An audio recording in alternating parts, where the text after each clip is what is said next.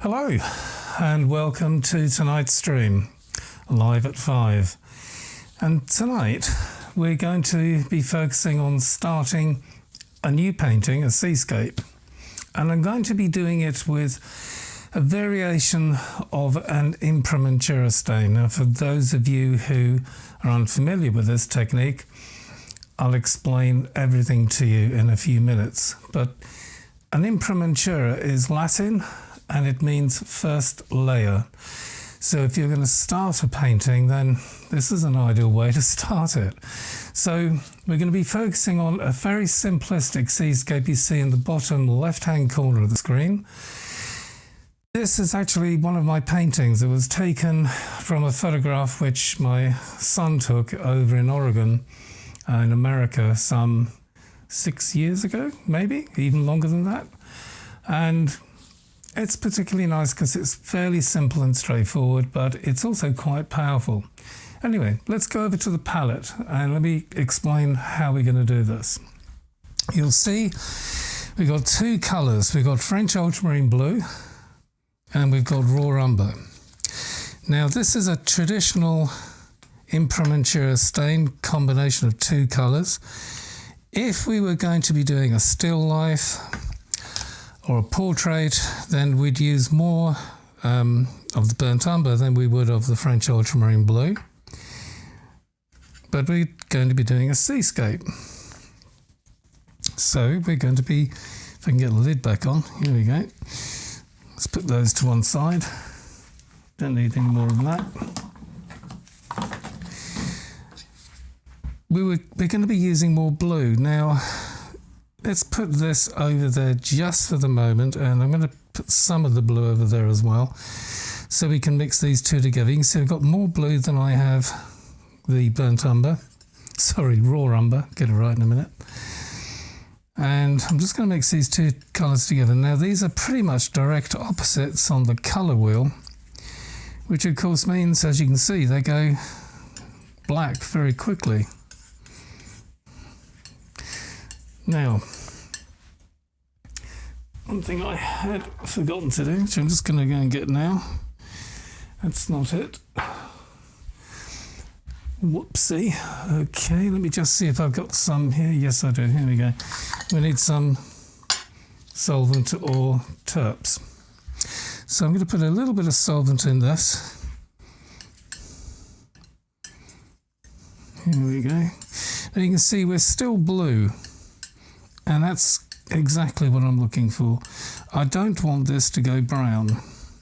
Main reason of that is, well, it's going to be a sky or a blue sea, so that's about right. Okay. And you can see also that both of these colours are transparent, so if I just take the blade and put it over, you can see it's almost, you can still see the tile underneath, and that's really important as well. Right, so now we're going to be using 3 brushes for this. You can see them here. This is a wide chisel. It's a, I don't know, it looks like a 3/4 inch chisel. This is also a chisel, but it's tiny. It's actually a number 4, is it? No, number 2. Number 2 from Rosemary & Co, long chisel. And this is a golden synthetic. Now these two brushes are going to be what I would call sticky-on, in other words, sticking the paint on. And this is going to be a lift-offy, which is kind of just lifting the paint on. I'll come back on screen in a second.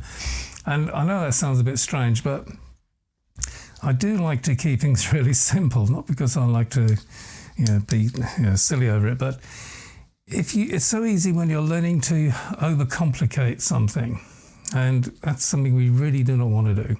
So 2 brushes, these two to put the paint on with, and this brush, a soft brush, to lift the paint or the stain off with, I should say. And because it's transparent, it's very similar to a watercolor process. So let's see what happens. I'm going to put these brushes in the brush holder. And I'm going to start with, actually, yes, I will start with this. So a bit of dip, bit of solvent. And this is really just to get started with, I need to find out where the horizon's going to be. So let's put that in first. As you all know by now, I don't like the middle. And so that's a little bit high, but never mind. There's the quarter harmonic, high and low. And this is what has now become known as the golden section, or the, if we do the last one, here we go. So now we've got 8 spaces. We've got 1, 2, 3, 4, 5, 6, 7, 8. If we go 3 down and 5 up, the golden section's here, and that's great if you're doing something where you want a lot of foreground in place, but we don't. We want more skies. So we're going to go 1, 2, 3 up. This therefore will become our, let's get this straight, this will become our horizon. Let's just put that across gently. It doesn't need to be too accurate, because I'm going to show you a technique on this which I quite like, and that's gone low, where we keep the horizon soft. It's like misty, foggy. And the west coast of Oregon is, especially in the morning, extremely misty. It depends on the time of year, but generally speaking, you wouldn't be able to see the horizon on the sea. It would just go from visible sea and waves into cloud. And I'm going to draw out the approximate location of stuff as well now with this. So bear in mind, I don't like the center, so we mark it off. There's the center. There's the quarter harmonics. And here, therefore, if you look this on, the quarter harmonic is going to be the bottom of the wet water coming in, the wet sea coming in, or the edge of the sand. And we put that in approximately there. We can change it and move it around the place, but generally speaking, I think that's going to be fine. I'm going to take this a little way. Now, here we go. Let's pop this on. Now, do you remember I said put on, lift off? So this is a soft brush. We'll just lift that off. But I want to spread some of this stain as a value across this area. I don't mean value, I mean a tonal value, for those of you who are not too familiar with these techniques. And already we've made a start. Now, this is going to be our sandy bits. There's no direct sunlight in this. It's a very misty scene, so there's not going to be any real shadows to have. So I'm just going to kind of put some marks in here to represent some of the wet sand. And also I'm going to come across like this, because right on that water's edge will be, you guessed it, more wet sand than will be bound down here. And with the brush, which I just used to lift off something, I'm going to now just put in here a few strokes. Now do bear in mind when you're watching this, if it's on recording or you're live, this is some underpainting. It's not therefore the finished painting. A lot of my students get very worried and concerned about, making a mistake. Well, let's do one. Oh, I've made a mistake. Doesn't matter, because we can just lift that off. None of these marks, you see, will be visible to the viewer when the painting's finished. Not one. They're only for our benefit. They're for us to decide where the key characters of the painting or the elements of the painting are going to be. Because we're doing a seascape, they're waves. Let's stick some of them in. So again, if you look at the bottom picture, and obviously this is a different shape, that's why we've got a horizon low. We're going to put more in the sky. So let's have a quick look. Kind of here, let's say, we've got a wave, comes along, comes up. Kind of, let's put this in Goes a little bit like that. This is dark. Top of the wave coming down. We can tickle this in a bit more as well. There we go. Just bring that across. And there's another wave coming here, or thereabouts-ish. I'm not too worried about making like a wonderful painting out of this. And I'll explain why. I don't want to spend too much time on getting everything right. This is about teaching you how to do a particular technique. It'll be fine, trust me, but it might not be photo perfect. That we can do for another time. I'm more interested in showing you this technique so you can go and practice it. And on that note, practicing means please get it wrong. When you're getting something wrong, you're learning. No one ever got anything, no one ever learns anything by getting everything right. I mean, if you can imagine, oh dear, look at me, I'm going totally wrong. Here, stick it down here. Yeah, no one ever learns anything by getting everything right. Can you imagine, let's say you're a guitarist and you've been playing this particular song every year, every day, every month, for years and years and years. Let's move this out of the way before it becomes too big a feature. And you're not going to get it wrong, are you? Because you've been playing it for, like, I don't know, say 30 years. But let's say one day somebody gives you some sheet music and says, here, play this. And you look at it and it's the Rodrigo Guitar Concerto in D minor. You're going to get it wrong. You're not going to get that right first go. It was designed and made for, or composed for Segovia. And he's a very, very good guitarist. Classically trained in Seville or Spain. Was it Seville? I think it might have been. Or was it Madrid? Anyway, Spanish guitarist, bless him, who I don't think he's with us anymore. But nonetheless, his works can be heard on various music channels. Right, now I'm just going to pop this in. Now the top is hard-edged, the bottom is soft, and the reason for that is water comes along and goes up like this. So there's no hard edge. It's curvy at the bottom, and because of that it bends the colours from the sky, or the light from the sky around it, like a big bendy mirror. There we go. That's already beginning to look like Christmas. Okay, good. So now a few more flicks. Now as we get further back, these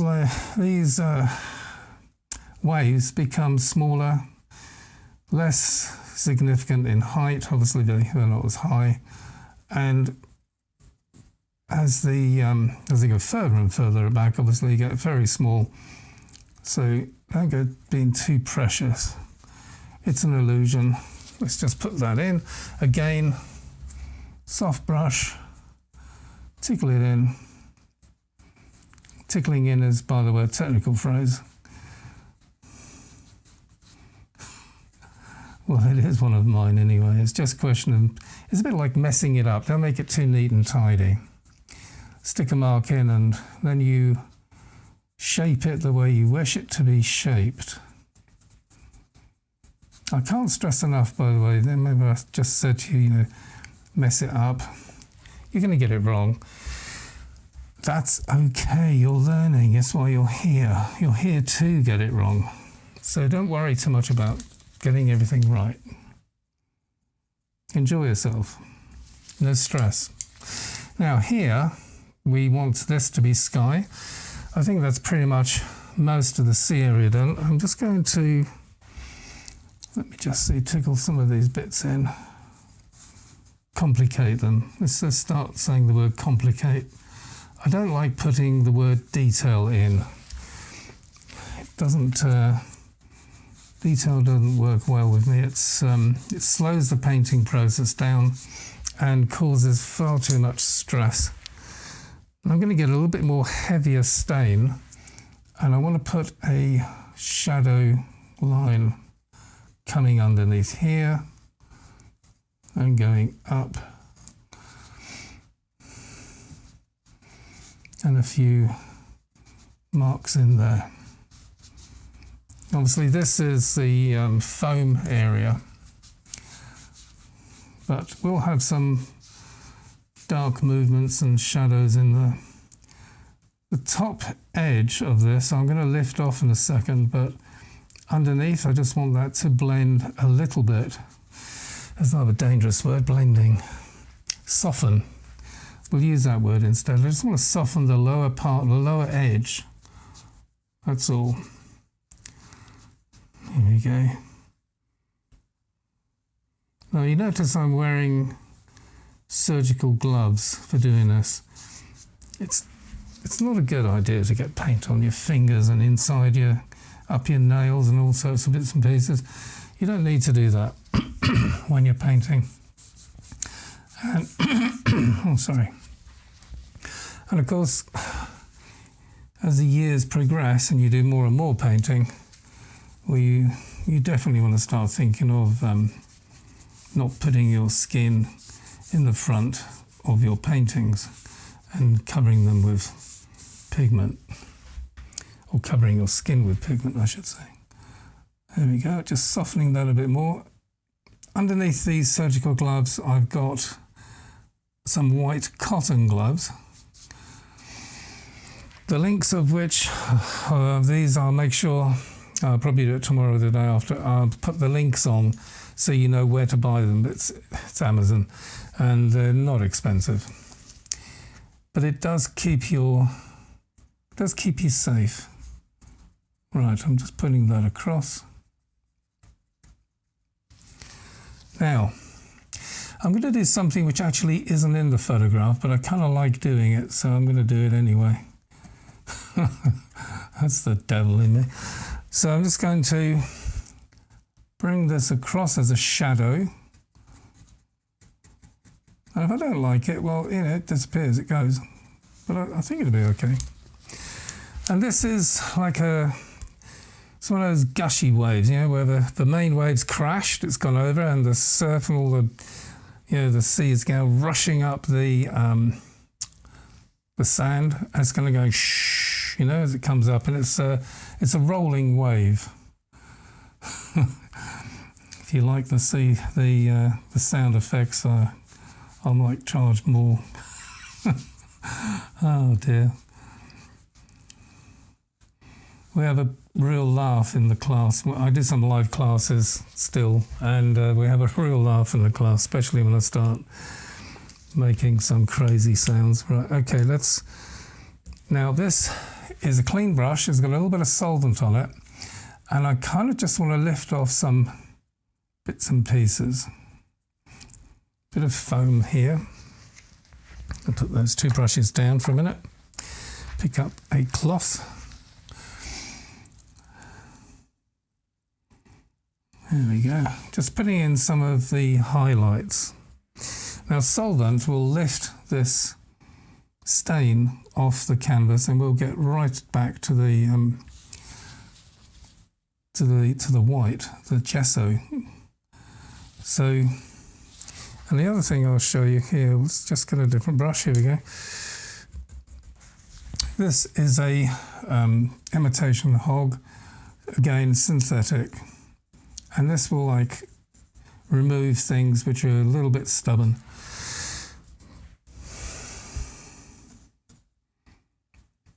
Here we go. So I don't want to take it all off, but I just want to create a sense of some foam breaking over. That's all. There we go. I think that kind of works. And again, here, this will be some light waves coming in.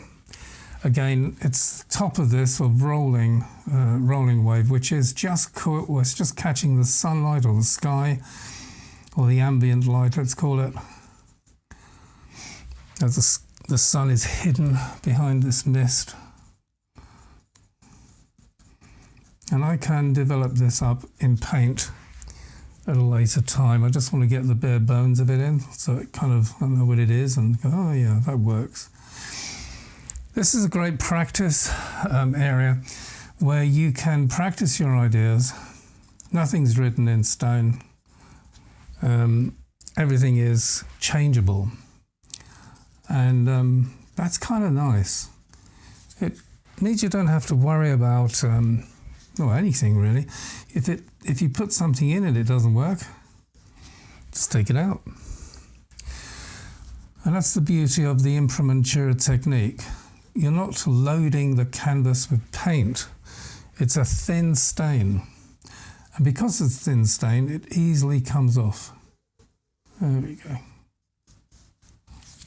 Coming back into this little soft brush again. There you go, that completely removes, almost down, not quite, but almost down to the gesso. Let's have a look at that in the screen. Yeah, that's beginning to take shape. Okay, so let's put the lifty offy brush down, and I'm going to get the main brush again, which I'm sticking all this stuff on. Now, what are we going to do in the sky? It's mist. Okay, so at the top of the sky, I'm going to imagine this, obviously, because it's not really there, it's going to be up here somewhere. I'm going to imagine the sky was a little bit, maybe darker, maybe. I mean, who knows, it could have been lighter. But I quite like the idea of it being a bit darker, so I'm going to put some dark stain in. Can you see how quickly this is beginning to take shape? Now this is more typical of a imprimatura stain where you cover the canvas. I didn't think we needed to do that on the sea area, so I didn't bother. Now, bit of solvent. Notice I dipped, but I didn't wiggle in the solvent. That's a watercolor technique. You dip and you wiggle in the fluid. Don't do that. If you just dip, I'll show you. I dipped. So I've got paint on my brush, but the solvent is relatively clear. Now this, I'm just going to work it down. Sorry, I didn't mean my shoulder to get in the way then. I'm going to bring it right down to the horizon. There we go. Push that up. Now, with that in mind, oh, sorry. Let me take a drink. Hang on. I'm still a bit crook from Christmas.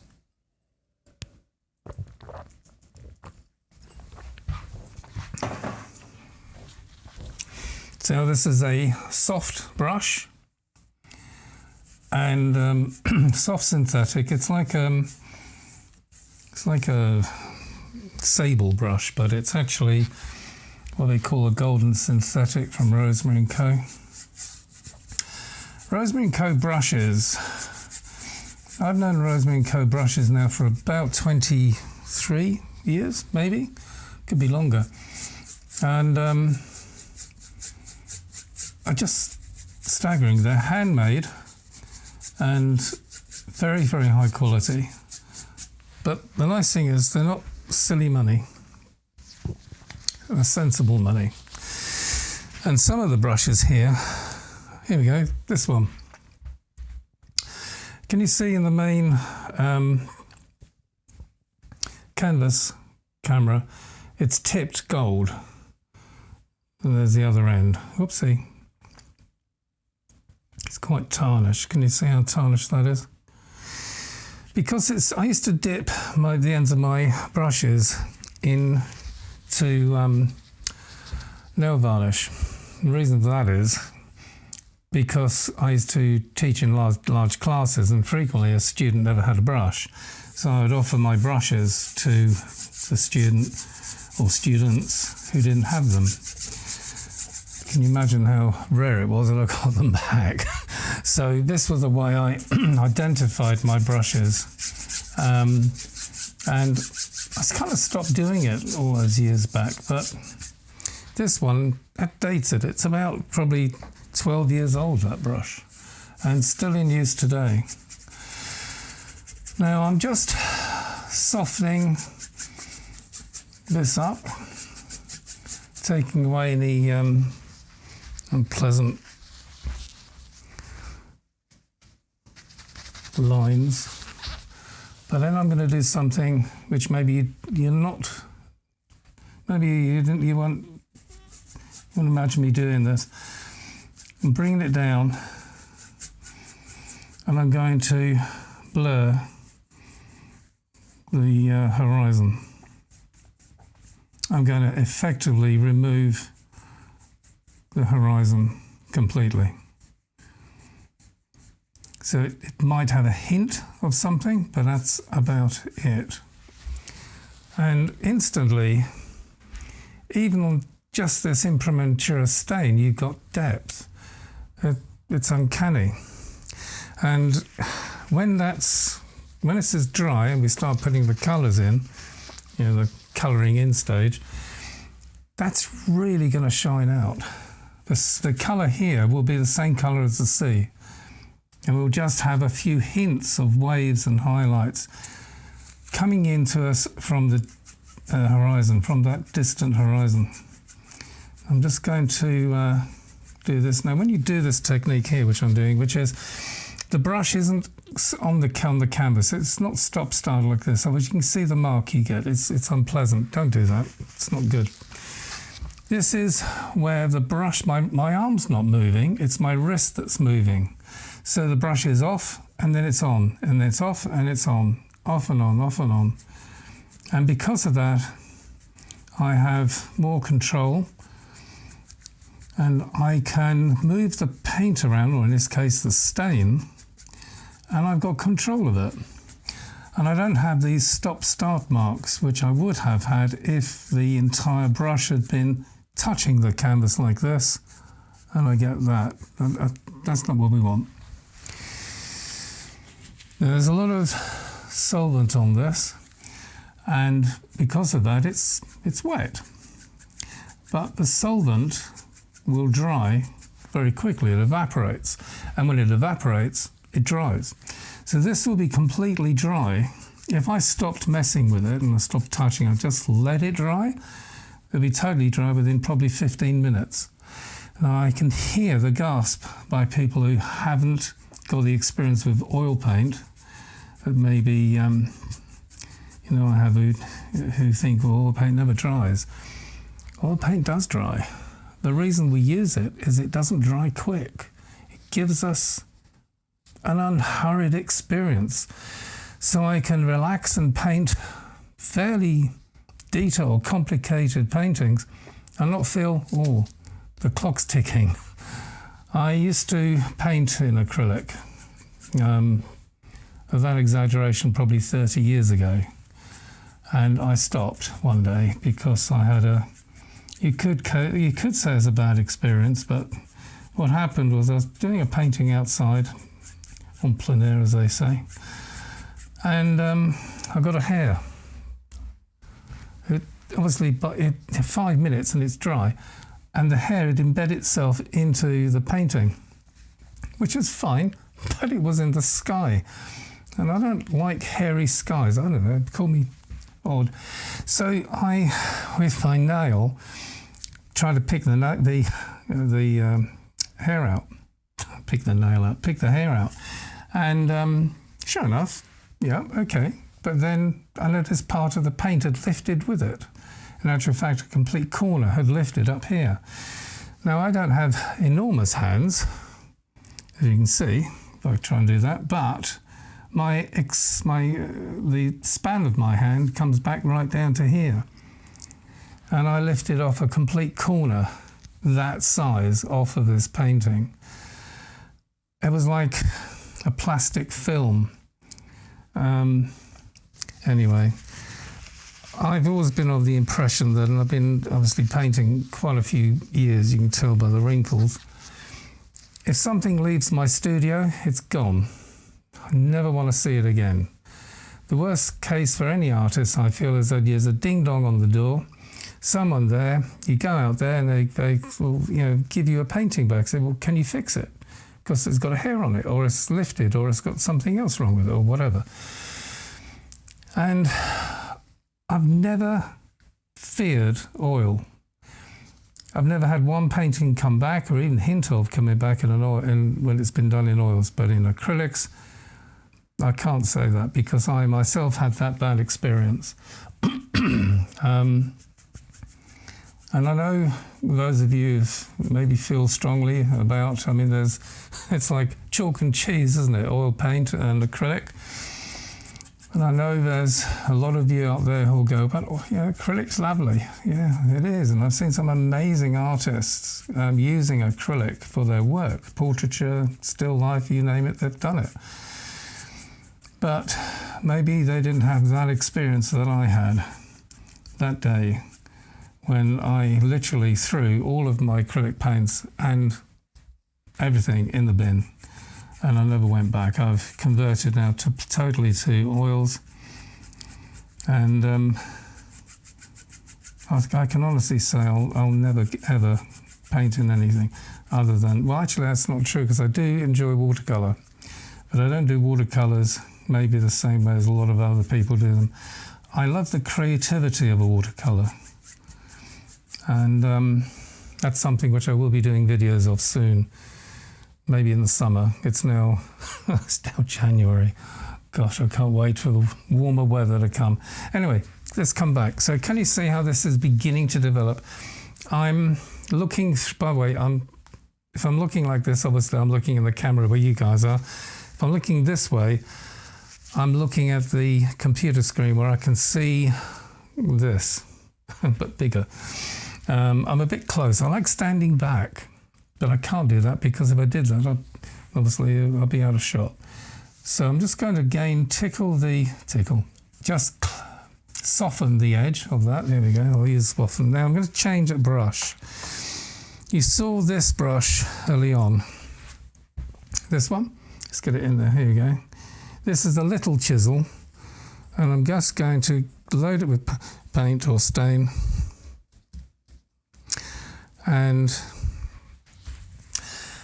the brush, now most of you paint like this, that's fine, I do too, but I also paint like this. I hold the brush up, and if you do that, you get a sharp edge at the top.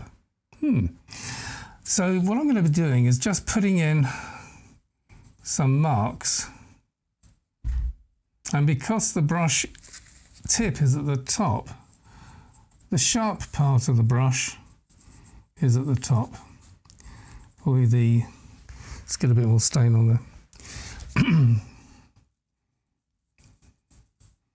This is a little bit too wet for me, I think, right now. Normally I would just leave, I don't know, have a cup of tea or a coffee or something, come back to it, I'm talking about a glass of wine, and this would be dry. Gosh, all my bad habits coming out on camera. I think it's true. Do you drink tea, water, or do you enjoy a glass of wine when you're painting? I mean, obviously when I say a glass, I don't mean a bucket. I mean, but I think it's nice to relax. I look at painting and I'm totally relaxed when I do it. There's no stress in me when I'm painting. A little brush again, soft brush. I just want to take away some of those edges. I want the pattern to be there, and I can enlarge on. A lot of this is just for my own benefit now, because we've done the majority of what we needed to do to make a painting. It's interesting. I don't know how long we've been going, but it doesn't feel too long. Let's check the time. No, it's about 35 minutes. Now, the sand, I'm going to make a little bit darker around here. And I'm just, bear in mind, I'm not going to make it blue, but this is just the stain. It's me telling me that, yes, I need to make the sand darker when I come to paint it. It's a tonal value study, remember? Here we go. Now these streams I hope to do every Tuesday at 5 p.m. UK time, and every one will be recorded, as indeed this one is, and the next day will appear on the community, on the Oil Painting Academy, and these will form quite a lot of reference videos for you all as the months turn over. And also this will become a course which I'll put onto the Academy as well, so you'll be able to start not only at the beginning, but you'll be able to carry all the way through to the end and see how this develops. So this, I'm just going to bring that across.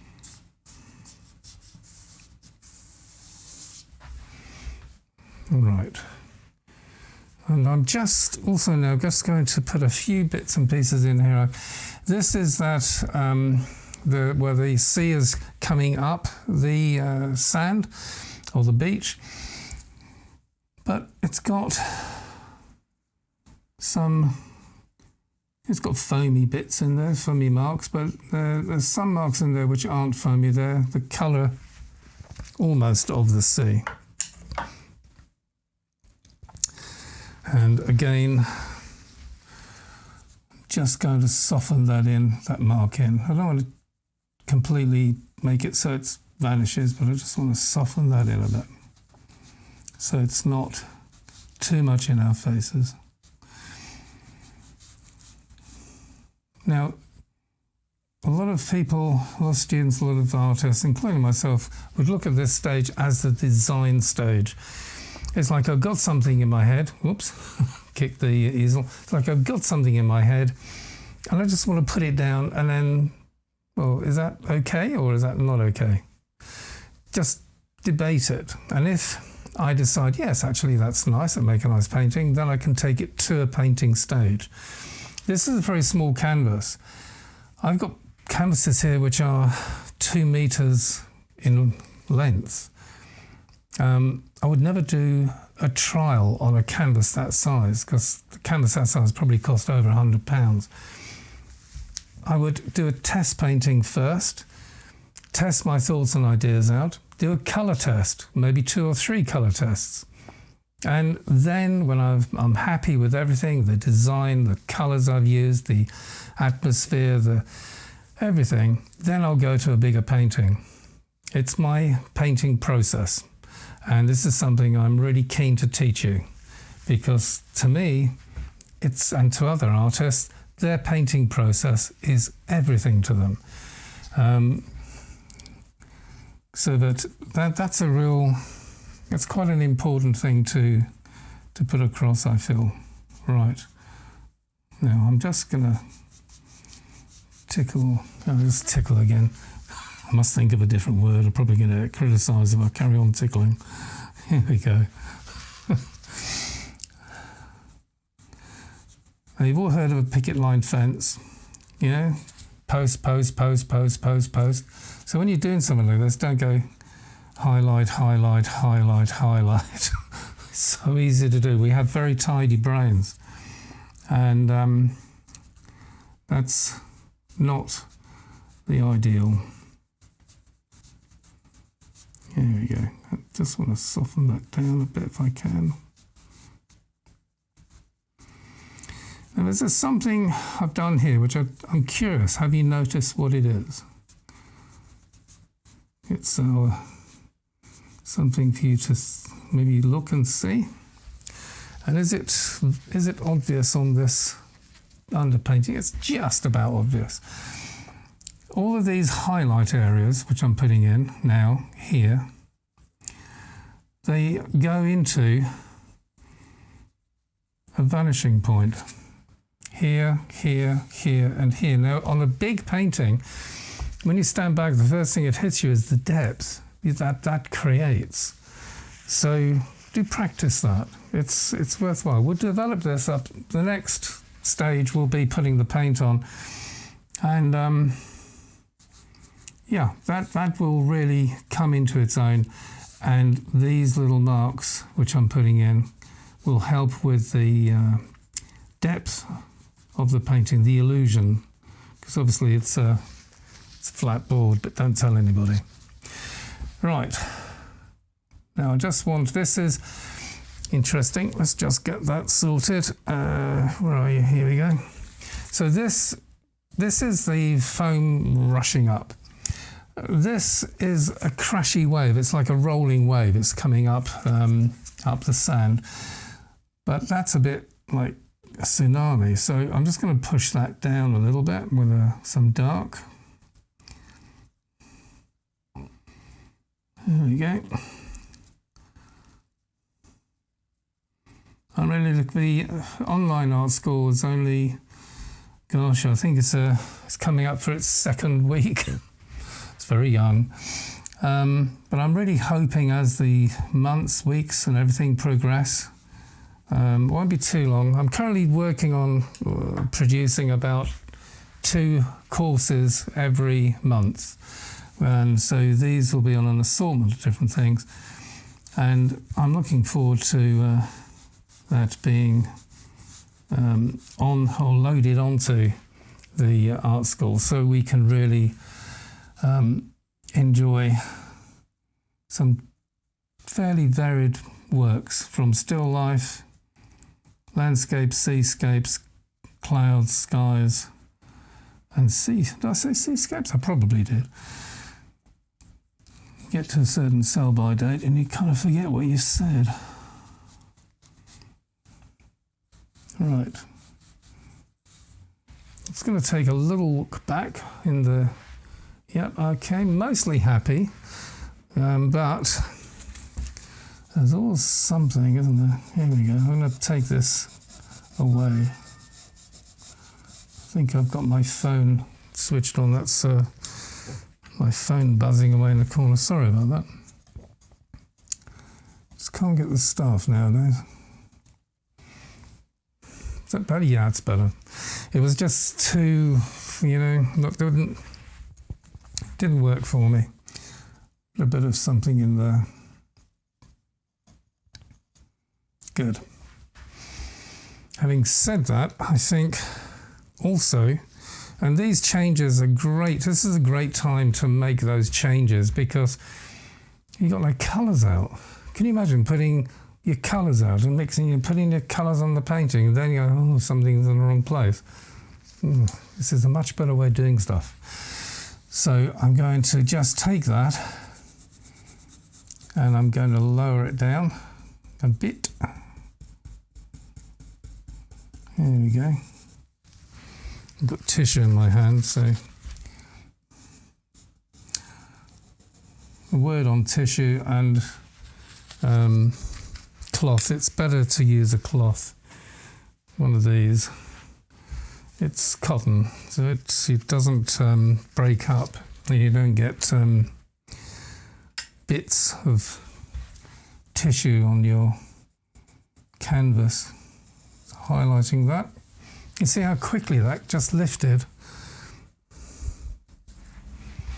Do the same this end. There you go. It's a bit straight, so I want to mess that straight edge up a bit. I don't like anything too, neat.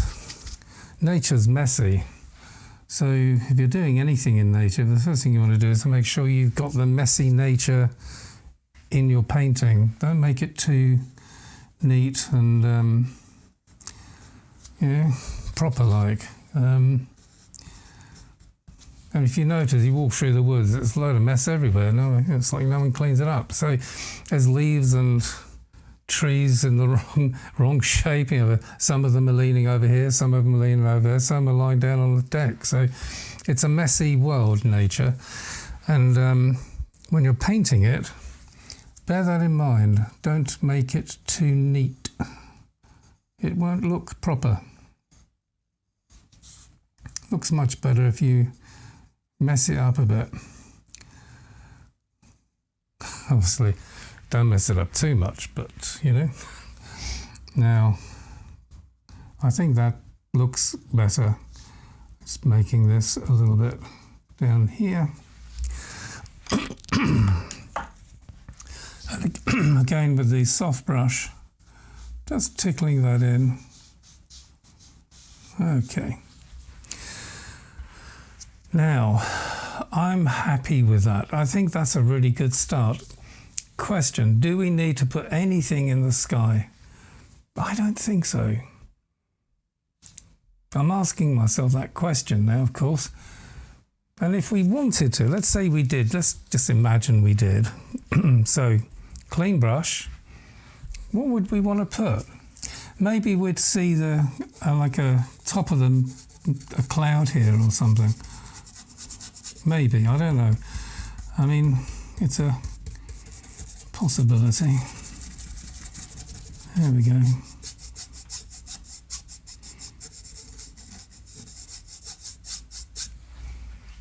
And that's as easy as it is.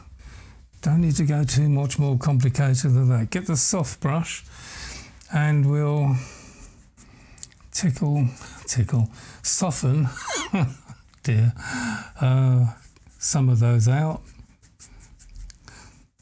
I hope you do enjoy these eventually. I mean, I've only just started, and there's I think there's about 4 of these streams now recorded and on the community. You'll see them in the classes tab. Okay. So I think, yeah, just a hint. I'll sleep on that. I'll see it in the morning. I'll go, oh yeah. We'll think about that one. Because there's no ridges, there's nothing to worry about. When this dries, I can change everything. Nothing at all need I worry about. But we've got the horizon-ish in place. It's misty. I'm not too sure if it's level. I think this is sticking up a bit and that needs to follow suit. Maybe you could do that now by just doing that. But these things I'll iron out tomorrow. Yeah, I think that's a little bit better. I'm going to have another look at that tomorrow. But I think we're pretty much there. We're done here. We've successfully started a seascape. This will come to life. We've got the breaking waves coming in. It's foggy, it's misty, and we're going to play on that, which I think is going to be quite good fun. I'm still, I don't know, like that maybe. Could put it in. We'll see. Okay, so until next week, please have a great week. Be safe, and I'll look forward to seeing you next Tuesday at 5 o'clock. All the very best. Bye for now.